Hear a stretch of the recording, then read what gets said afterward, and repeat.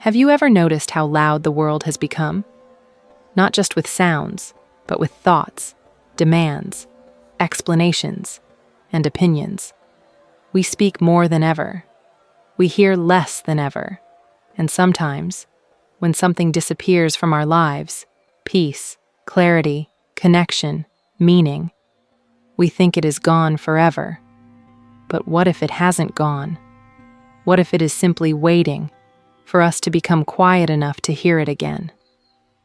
This is a Slavic folk legend, an old village story about that. There was once a village where everything spoke. The wind spoke through the leaves. The river spoke over the stones. The birds spoke from the roofs and fences. And people listened. They listened to the seasons, to the elders, to the animals, to the small signs that told them when to plant, when to wait, when to rest.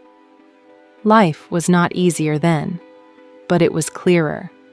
The world answered those who knew how to hear it. Slowly, almost without anyone noticing, the village became louder.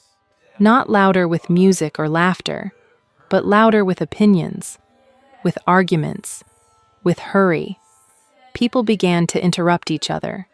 Children stopped listening to elders. Neighbors stopped listening to neighbors. The wind still spoke, but no one noticed. The river still warned when it was about to rise, but no one paid attention. The world did not stop speaking. The village stopped listening. And then something strange began to happen. The birds stopped nesting on the roofs. The mushrooms stopped growing in the forest. The well gave less and less water.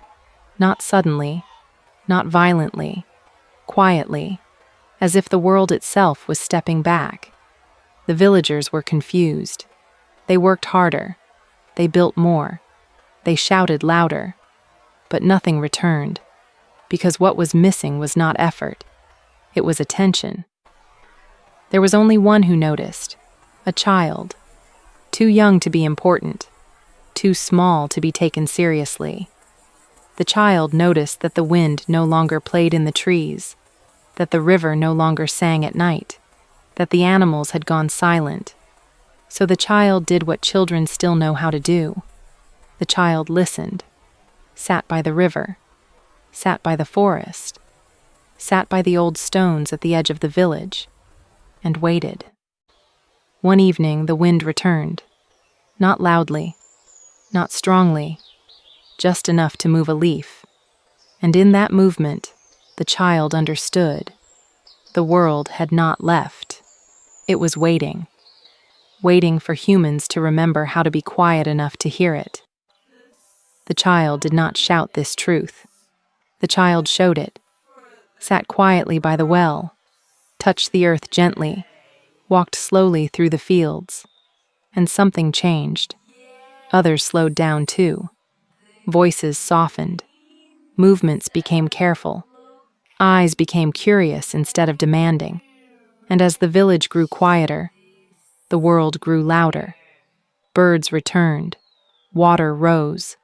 The forest breathed again. Not because it was forced, but because it was welcomed.